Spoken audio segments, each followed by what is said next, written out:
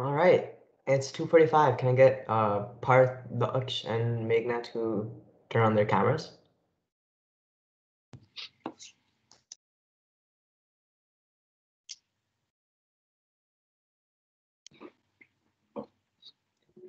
All right, perfect. I guess we'll get started. So, yeah, like I said earlier today, this is our first day of our MACOY University Speaker Series.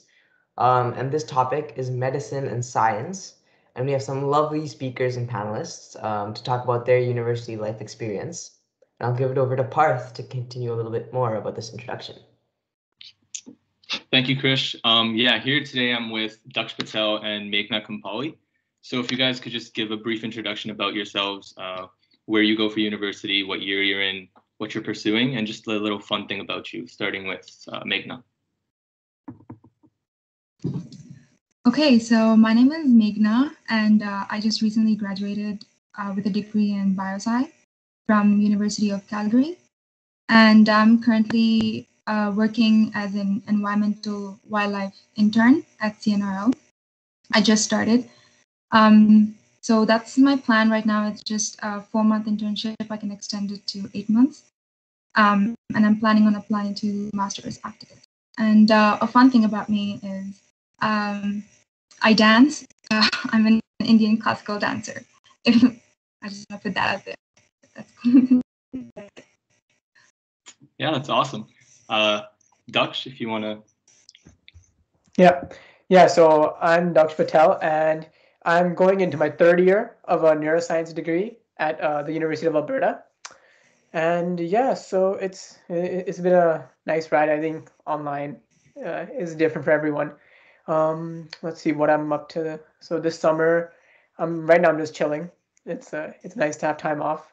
And one fun thing about me is that I play badminton. Well, I used to. I haven't played in a while, but I do play badminton. All right, yeah, that's sick to know. I guess you guys are kind of diverse. One of you went to U of A and the other went to U of C. So it should make for some good answers here. All right, so let's just go right into the first question. What would you guys say is the biggest difference between high school and university? And do you guys feel that high school science courses prepare you for university? Starting with Daksh this time. Biggest difference. Let's see. The biggest difference I'd say is the amount of time you have to spend on labs. If you're going into the sciences, the high school really doesn't prepare you for that. The amount of work you have to do per week, especially if you have a semester with 3 labs, 3 or more. That's always going to be tough on anyone. So labs, the amount of workload that goes into labs, it really takes away from how well you can do in your lecture-based exams. And high school courses, do they prepare you? They prepare you in the sense that you see some of the content. Yeah, you definitely see some of the content. Like in biology, you see some definitions, and then in math, it's all the same if you've taken certain classes. But in terms of workload, high school doesn't really do a good job, and that's expected because they don't really want to just take away students' lives in high school. Just no social life. Everyone likes enjoying, so yeah, that's expected. But the content you do see. Okay. Yeah. Megha, if you want to add anything to that. Yeah, I definitely agree with what Daksh said. But I think one of the major differences I noticed was being independent in university. It's really up to you what you want to get and what you want to get out of the courses you're taking. And if you want a good grade, then you need to put in the work and you need to make that effort to, connect with your professors and connect with the students around you. It's difficult initially to navigate yourself through university. And because the classes are so large, it's hard to connect with your professor. So in high school, oftentimes like the teachers will come to you and they'll remind you if you're missing something, you're behind on something. But in university, they don't really do that. So it's really up to you how you want to perform in the class. So that was difficult for me. And that way, my time management skills were also kind of rough in my first year. I had to really develop that and throughout the next years, like second, third, and all that. But yeah, that's one of the biggest differences I'd say from high school. And of course, the content-wise, first year it is it's similar, especially if you take AP courses. You'll find it a little bit easier. But other than that, as Daksh said, labs are hard, especially if you have 3 or more. And science, you usually do have 3 or more labs, and that's difficult. Yeah. So I guess like the biggest thing there would be like trying to learn to be independent, working on those time management skills, and then also how like course load is a lot more in that sense. Just to follow up to you, Megha, you said that like in high school, like obviously the classes were smaller, so it was easier to connect with your teachers. How do you do that now? I mean, obviously classes are huge, so how do you get a better understanding of the material when you need help? I think in first year, I did not reach out to university professors because it's intimidating to reach out to professors first. But as you take courses, and it's really, if you keep up with the workload, you will automatically find yourself reaching out to professors. And when you do that, the more you reach out to them, the more they get familiar with you. And that way, in your third and fourth years, when the classes start to shrink, you will be able to take courses specifically catered to those professors, and then you can build that relationship. And then if you want to, work in their labs or do research with them, you can connect with them that way, and they'll know you from first year or second year, and they'll take you in like that. For sure. So asking a lot of questions is really important. I see. Yeah. Sure. Dr. Schiff, I know I asked that to Megha, but if there's anything you want to add to that. Yeah, I think her point about professors was spot on. Even after first semester, first year, what everyone does is they try to cater towards getting classes with a certain professor, and it's really either you get the time you want for the class, because some people don't like waking up to go to 8 a.m.s, and it's either you get the professor you want, and sometimes you get both. So professors are really a different professor for the same class, same term can really change the curve that goes on the grading scale. All right, I'm sure our viewers right now are like really enjoying that information. So this one's kind of a long question. It's going to be a little wordy. So if there's anything that you guys ever need clarification on what I'm asking, just let me know and I will just repeat the question or anything. But I found that personally me, I'm having a lot of uncertainty when it comes to like if I'm picking the right undergrad. So like you guys being in Megha being done university, graduating, and Daksh in just finished second year. Do you guys think that you've made the right choice? Essentially, if you guys were to go back in time, would you do the same thing? And is there any reassurance you can offer to high schoolers pursuing science? We can go with Megha first. So when I chose sciences, I really just wanted to go into a bio degree. So I chose bioscience. And for me, my degree is like very broad in a sense. I can take courses from, zoology, ecology. It's very broad. So if I were to go back in time, I'd say I would specialize a little bit more. And there is an option in my degree actually to specialize in a particular field.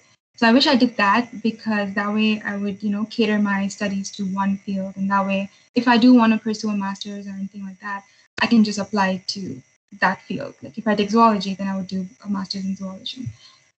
So that way it was, I wish I did specialize a little bit more, but taking a generalized bio degree also has its own benefits. You are more open to the jobs. Right now I'm doing an environmental job. So if I were to specialize in microbiome, then this probably wouldn't have been an option for me. So if you did take a general bioscience degree, it's more open, but it's really up to you what you want to get out of the degree. And if you want to go into a grad school, then I'd say cater yourself to a degree that will give you a backup plan, because not always will you get into a grad school. And it's always the case when people get into bioscience with the goal to get into medicine, but they end up changing their plans in the middle, and they don't know what to do with their degree anymore. So you should definitely see what the degree can offer you and what your backup plans are before you go in and take the degree. For sure. Daksh? Yeah, it's a nice question, because I can remember in grade 12 or grade 11 actually, when grade 12 starting, when I was applying, it was it's a tough decision to choose, and I wouldn't change it. I'm happy with my decision. And basically, so with like Megha said, with biosci, you can specialize further. I know for U of A you can, and now we know that for UFC you can specialize. And I can speak for U of A that if you do want to do a specialized degree from the start, like I am in neuroscience, so the only thing that changes is your first year schedule is really, really there's no room for freedom for electives, and you have all mandatory courses, and so in that sense it gets kind of hard. But again, like now going into my third year, we're actually just making our schedules, and I have out of the 10 courses, I have 6 electives to choose. And so it really differs, but yeah, just take something you're interested in, because like if I was doing a biosci, I think I'd still take courses from electives that pertain to neuroscience. And at least for U of A, I think if you do take the specialized degrees, you get you get a better opportunity to participate in research, and so that's one of the benefits of doing that. So I wouldn't really change it. I was happy with it. I was either going into general or going into neuroscience. And then ask your teachers. I asked a bunch of I went to Westwood. I asked a bunch of teachers on what to do, and they're always willing to help. So ask your teachers; they have good advice. For sure. So it's like, it seems like you guys should almost have a little bit of an idea of what you want to do, so you can pick between generalizing and specializing, and both have their perks in that sense. Awesome. So I guess my last question before we get into questions from the audience is that this field is obviously one of like constant learning, as more and more discoveries are made on like the human body, biology, sciences, everything. So is that something that excites you guys? Is that something you guys are passionate about?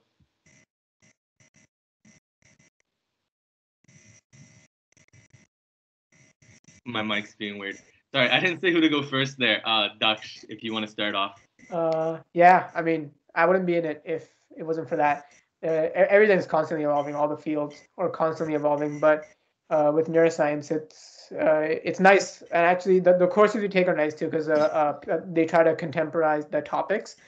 And so it does excite me a lot. And as I said, like research is, it's a good focus in the specialized courses. So you can try it. If you don't like it, you can always steer away from it. But yeah, it's always evolving, and that's nice. You can get to be a part of something bigger if you're lucky and if you work hard enough. So that's always nice to have in the back of your mind.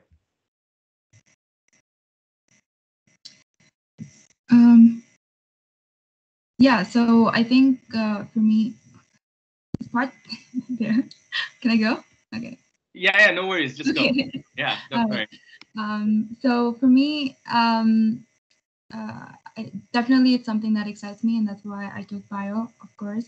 And I saw that as I went into my third and fourth years, a lot of the courses had research embedded within them. So you start to see the gaps in knowledge, and then you'll be like, oh, so I can discover this, or this is something that they don't know completely about yet.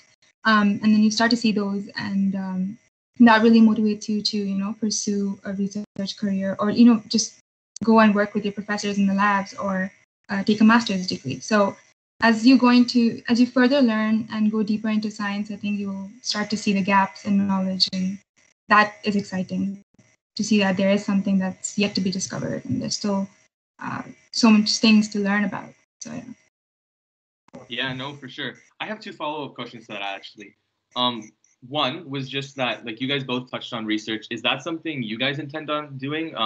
Do you think that it might, like, when it comes to, I guess, post-grad, like, is research, how important is research in that sense? I guess Megha can almost answer this because she is already out of university, but Daksh, if you also want to go after that. I think research, it's not that important, but a lot of science students do opt to go into research. It is a big thing. So I did research. I did a semester-long research project, and it was helpful in a sense that I was able to, learn the research methodologies, learn how research is conducted, and things like that. And a lot of students who do take biosci end up going into a research-based master's degree. So a lot of them are catered towards research, but it's definitely not necessary if you don't want to go into a research-based, like if you don't want to pursue that career. It's good being a research assistant. You will learn a lot of things. Being in science, it's important to learn those, but I don't think it's necessary. And it's really up to you what you want to get out of it, right? Yeah, good to know. Daksh? Yeah, so I mean, Megha's obviously done. She graduated, so she knows a little bit more about it than me. But I think if you want to go to grad school, if you want to do a master's or PhD or something, most of them are research oriented that I've heard about so far, and so they expect you to have a good amount of research in your undergrad. And as she said, there's a bunch of courses. I'm taking one second semester in my third year, that's a research course. So the hardest part is just finding someone to do research with. It takes a lot of emailing, so don't get discouraged by that. And the importance of it, I think you should definitely try it, because either way, you'll find out if you want to do it or not. And it's always nice to cross things off a list. And so if you find out you don't like it, then that's fine. You can just steer away from it. And if you find out you do like it, then you can go ahead and take those courses. But yeah, for grad school, definitely important.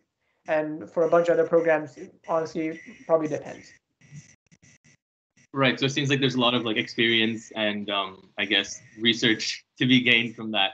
So that sounds good. I guess my other follow up was that earlier I asked if being a lifelong learner is something that excites you. If that's not something that someone is easily excited by, like if they don't want to be learning all the time and working on new things, should they still be pursuing a degree in the sciences, or would you guys say maybe something different might be better for them? Daksh, you can go first. Honestly, I wouldn't say they should just stop pursuing a career in the sciences, but honestly, in my opinion, in any career, not just sciences, in any career path you take, it's going to be impossible to not keep on learning lifetime. It will be virtually impossible to just stick with the knowledge you have once you graduate your undergrad, postgrad, and just not learn anything else. You'll always be learning. You'll always be forced to learn if you don't want to. So if science interests you, then definitely don't get scared about lifelong learning. It shouldn't feel like a chore if you like it. Yeah, I agree with what Daksh said. If you're not continuously learning, well, honestly, you can still take science, but maybe choose a specialization that's not. I don't know how to put this. You can honestly just take science. It doesn't matter. It's not always that you have to pursue research, right? Just don't take research if you don't want to do it. And there's always option to do a course-based master's in the future, so you don't have to do research. And in course-based masters, it's just like undergrad. You sit in a classroom and you learn, and then after that, you essentially go to a job and do a 9 to 5 job. So that's similar to the other careers, and you're not constantly learning. And you're still I can't really say you're not constantly learning. You're constantly learning, but you're not researching, I guess.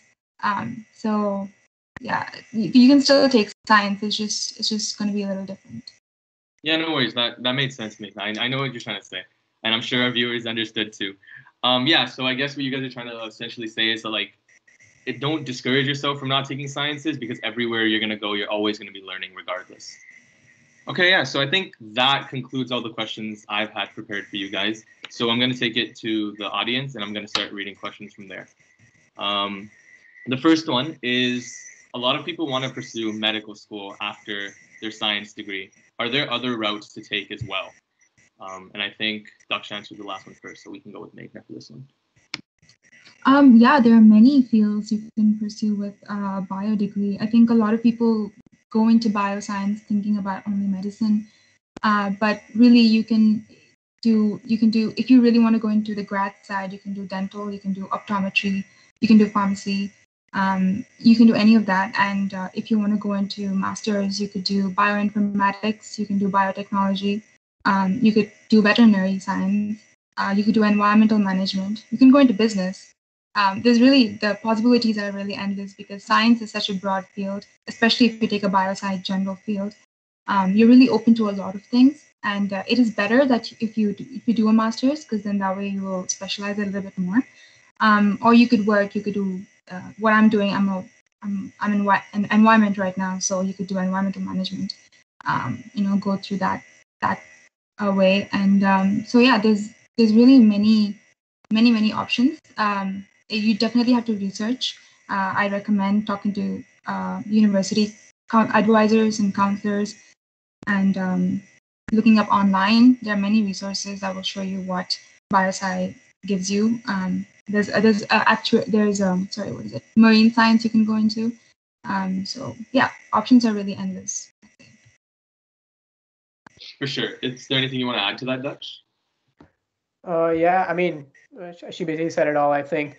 That was a pretty comprehensive list. And yeah, it's a really common stereotype that the only thing you can do with a biosci degree is any science degree is to go into medical school. It's not true at all. You can go, as she said, vet, optometry, and even like non-healthcare fields. You can do a bunch of stuff. How do you guys think all the COVID testing is happening right now?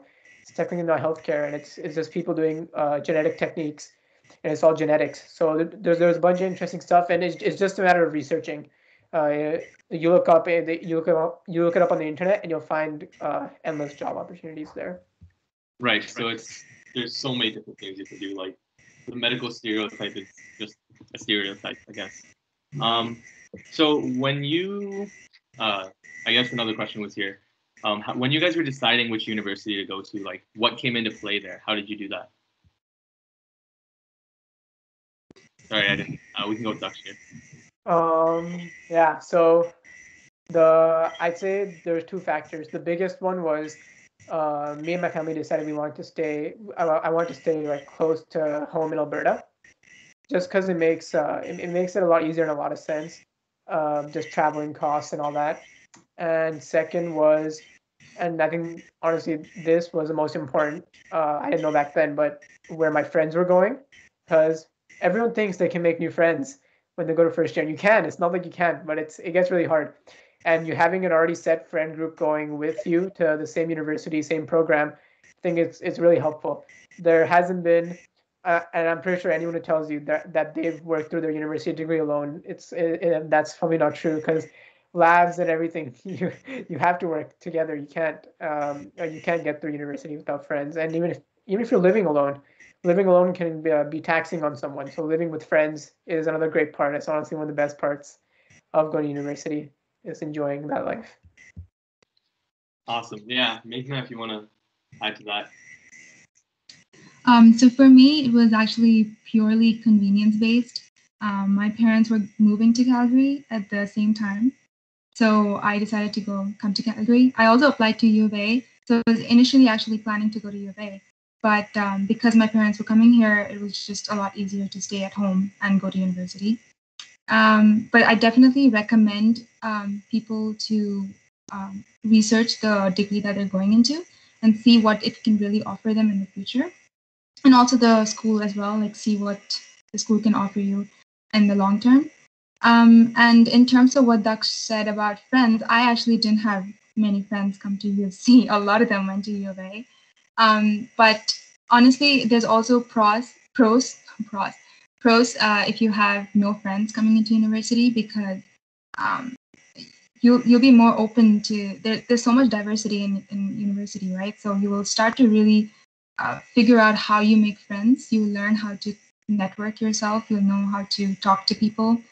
And I think I definitely learned that the tough way, because in my first year it was difficult for me. I had no one to be with. Like I had a couple people come from high school with me, so there weren't many people. And then eventually I started building connections, and I established like a really good friend group.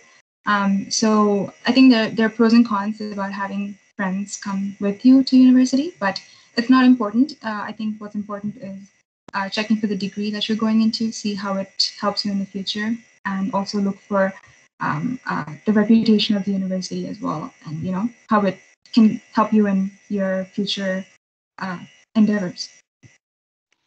Right. So it seems like whichever university is going to help you best is very important. Location is something both of you said, yeah. And then I guess from there it varies a lot on person. No, that makes perfect sense. Another question from here is, what are your opinions on gap years? Megha, if you want to start on that. I'm not against it. A lot of my friends are actually deciding to do gap years. Do you mean between high school and university, or after university? I think they meant from high school to university, but I think you can just answer it gap years in general. I think it's better to go directly into university after high school. Just because I think because after university you can take a gap year and that wouldn't be much be big of a deal, but because after university you'll probably be really burned out, depending on the degree that you're taking. And I'm not against gap years; it's definitely good. You can travel or you can work. You can gain those extracurricular skills. So I'm not against it, but I think you should also look at what you want to achieve in the long run and plan backwards and see if it really fits in the way that you want to progress in your career. But if you can add in a gap year in your career, then go ahead and do it. A lot of people take a gap year after college and or after university. If they're pursuing grad school, they'll take a year off and then they'll go ahead and do that. And that's a good thing. It'll give you a gap, a little bit of a break, which is nice. But it's really up to the person if they want to do it or not. For sure. So it seems a lot like personal preference. And then, Daksh, if you want to add to that. I'm sorry, I disconnected. I couldn't hear anything. I just joined. No worries. Oh, what was the question? So the question was just like, what are your opinions on gap years? Oh, so I'm assuming gap years. Are they talking about gap years from high school to university, or just from university onwards? High school to university. Yeah. High school to university. Okay. I think it's. I mean, if you want to do it, go for it. There's nothing wrong with taking a gap year. I actually know a couple of people who took gap years to either work, to travel. It seems really fun traveling the world. You get to see what you're gonna miss out on for a while. Yeah, I don't know why. I've seen honestly on the internet a lot that it's looked down upon, that you're just wasting a year, and that's completely wrong. That's completely off. There's nothing wrong with taking a gap year. It's completely different on the person. If you wanna get university done as fast as possible, then just go into it. If you're not worried about time and you just want to enjoy it, then you can take a gap year. And I just want to add to that actually. If after high school you're not sure what degree that you want to pursue, and you really do want to take a gap year and figure out what you want to do, I think it's definitely helpful to take a gap year, because instead of taking a degree that you don't want and then being stuck in it for 4 years, I'd say, taking a gap year and figuring out what you really want to do would be beneficial for some people. So if that's what you want to do and you're not sure what you want to do, then go ahead and take a gap year. Right. So if you're unsure, then it's a good option, but it's really personal choice. Yeah. And I think we have time for one last question. The question was just, are there ways to make student life enjoyable? I think a lot of people have that misconception that university is really hard. So, and it's probably not a misconception. University does seem hard.